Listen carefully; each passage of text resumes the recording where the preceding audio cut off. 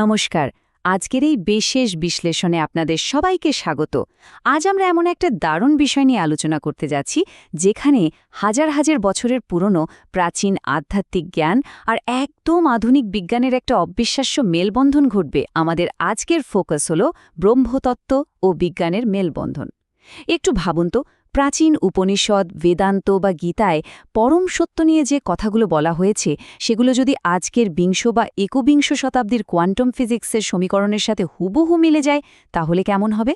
ব্যাপারটা কিন্তু আক্ষরিক অর্থেই চমকে দেওয়ার মতো। চলুন একসাথে গভীর আর আকর্ষণীয় সত্যের সন্ধান করি। তো ঠিক আছে, চলুন গভীরে ঢোকা যাক। আমাদের আজকের এই যাত্রাপথে আমরা একদম ধাপে ধাপে এগোব। প্রথমে জানব ব্রহ্ম আসলে কি এবং এর স্বরূপ কেমন। এরপর আসবে ঈশ্বর ও আত্মা নিয়ে আলোচনা।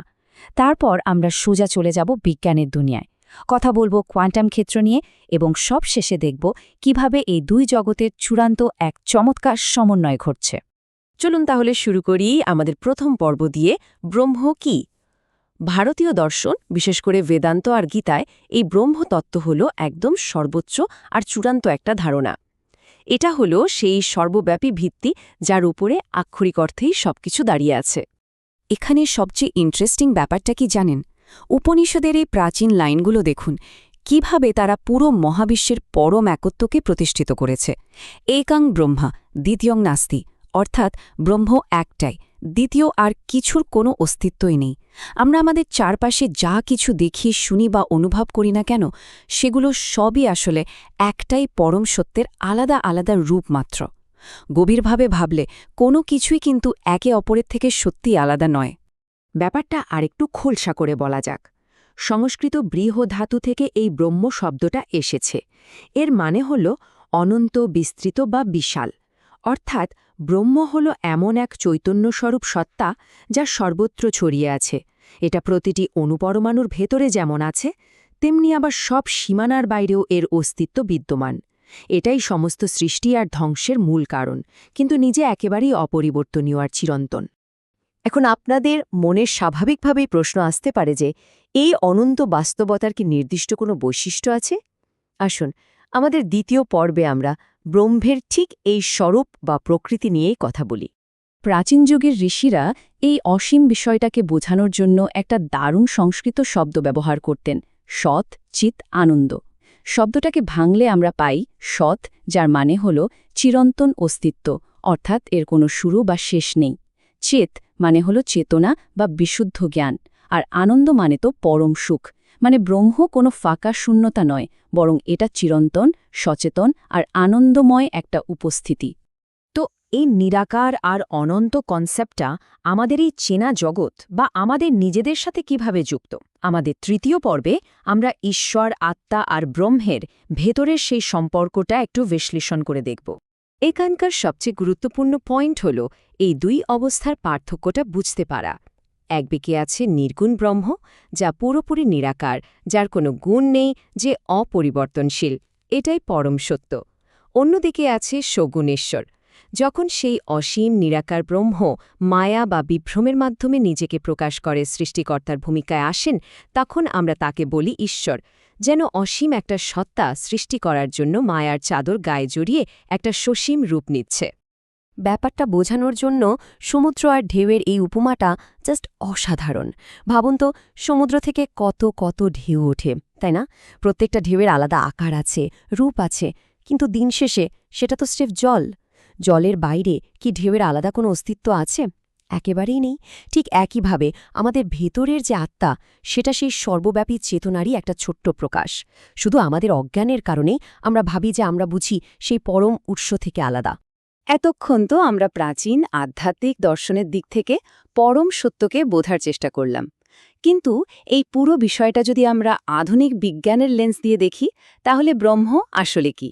এই একটা প্রশ্নই আমাদের আজকের আলোচনার মোড় পুরোপুরি ঘুরিয়ে দেয়। চলুন দেখি।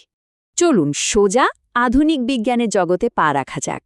আমাদের চতুর্থ পর্বে আমরা বিজ্ঞান এবং শক্তির নিত্যতার সূত্র নিয়ে কথা বলবো, যেটা প্রাচীন ভারতীয় চিন্তাধারার সাথে একদম খাপে খাপে মিলে যায়। বিজ্ঞানে সবচেয়ে মৌলিক সূত্রগুলোর কথা উঠলেই আইনস্টাইনের সেই বিখ্যাত সমীকরণটার কথা মনে পড়ে, E=mc²। এই সূত্র আমাদের পরিষ্কার বলছে যে শক্তিকে কখনো নতুন করে সৃষ্টি করা যায় না, আবার ধ্বংসও করা যায় না। এটা কেবল এক রূপ থেকে অন্য রূপে বদলায়। এবার একটু ভেবে দেখুন তো, একটু আগেই আমরা ব্রহ্ম সম্পর্কে কি জেনেছি? ব্রহ্ম হল সেই অনন্ত শক্তি যা কখনো তৈরি হয় না বা শেষ হয় না, শুধু রূপ বদলায়। তার মানে বিজ্ঞানের এই এনার্জির কনসেপ্ট আর প্রাচীন দর্শনের ব্রহ্ম যেন একই অসীম বাস্তবতার দুটো আলাদা নাম মাত্র। তবে আসল চমকটা কিন্তু লুকিয়ে আছে অণুর চেয়েও ক্ষুদ্র জগতে। আমাদের পঞ্চম পর্বে আমরা কোয়ান্টাম ফিজিক্স আর মায়ার সেই বিস্ময়কর সম্পর্কটা আবিষ্কার করতে যাচ্ছি। এই বিষয়টা দারুণভাবে প্রমাণ করে যে আধুনিক কোয়ান্টাম বিজ্ঞান কতটা বেদান্তের কাছাকাছি পৌঁছে গেছে।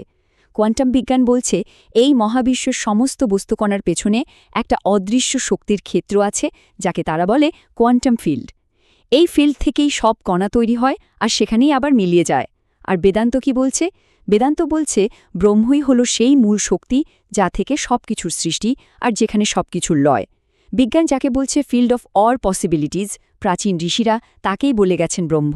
কি অদ্ভুত মিল, তাই না? কোয়ান্টামের সাথে প্রাচীন দর্শনের এই তুলনাটা দেখলে আক্ষরিক অর্থে মাথা ঘুরে যায়। বিজ্ঞানের একটা অদ্ভুত আবিষ্কার হল অবজারভার ইফেক্ট। বিজ্ঞান বলছে যতক্ষণ না কেউ কোনো কণাকে দেখছে বা পরিমাপ করছে, ততক্ষণ তার নির্দিষ্ট কোনো আকার থাকে না। সেটা কেবল সম্ভাবনার তরঙ্গ হয়েই থাকে। মানে বাস্তবতার অস্তিত্বের জন্যই একজন সচেতন পর্যবেক্ষক দরকার।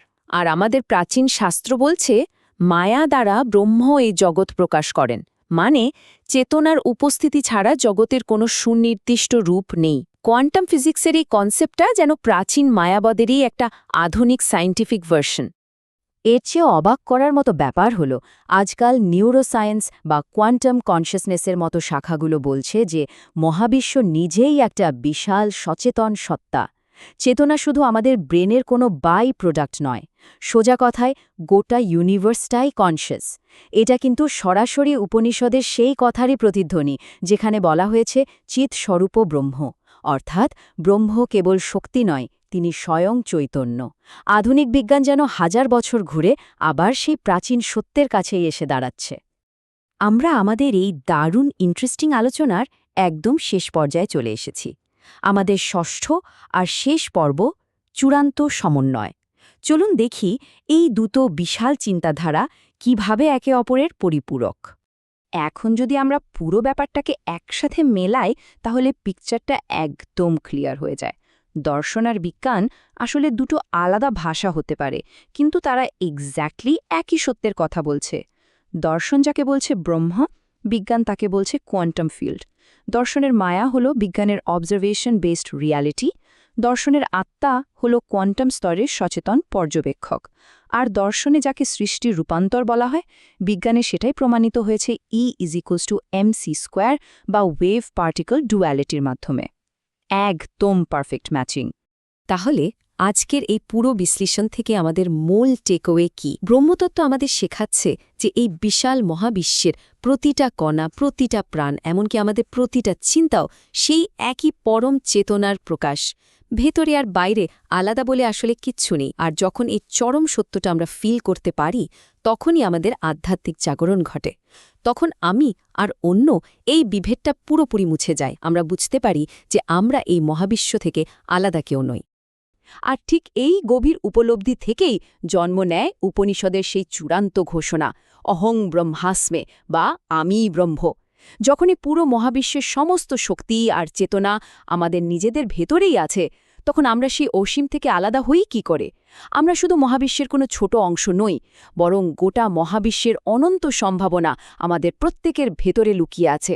এই অসীম সত্যটা নিয়ে একটু ভেবে দেখবেন। কে জানে, হয়তো আপনার চীনা জগৎটা চিরকালের জন্য বদলে যাবে। আজ এ পর্যন্তই, ভালো থাকবেন।